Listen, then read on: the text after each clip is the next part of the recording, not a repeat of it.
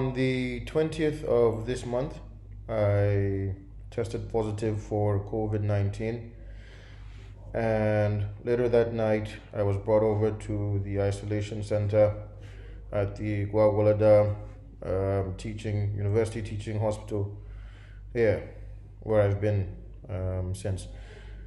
I'm currently on my 11th, going on my 12th day here. I hope to be out soon.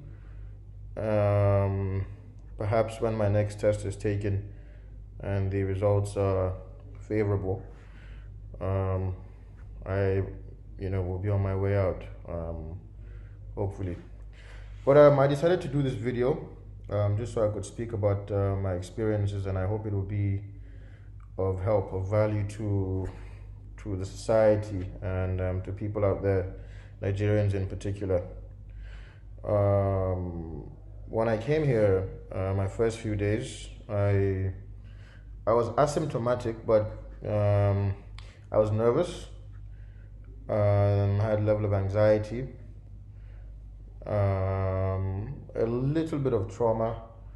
And so it was fairly difficult few days, especially being the index case or the first case here in Abuja, so I think that was really the main challenge.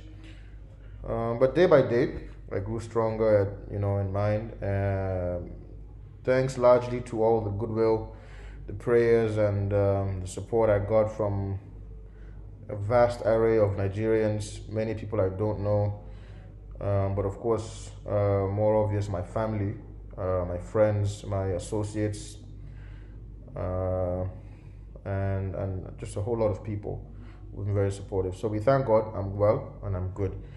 But one thing I'd like to speak to Nigerians about that I experienced, fake news. Fake news is very bad. It compounds your problems if you're in a vulnerable situation. Perhaps being from a political family, I didn't really feel that pain as much. But people who are more vulnerable, this thing could, really affect their health. It could affect their immune systems as well. So let me urge people out there to be very circumspect in how they treat information. Let them be careful in spreading information that is false. These things aggravate health conditions. So in my case, even people within the estate that I lived in were purveyors of fake news, and it's quite unfortunate. But I'm not really here to talk about those specifics.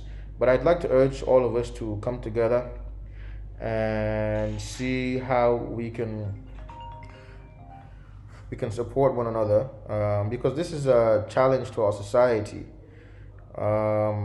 It's a challenge to our future. It's a challenge to the present. So we need to, the quicker we come together and understand that this is a problem that requires a collective effort, then the sooner we overcome this.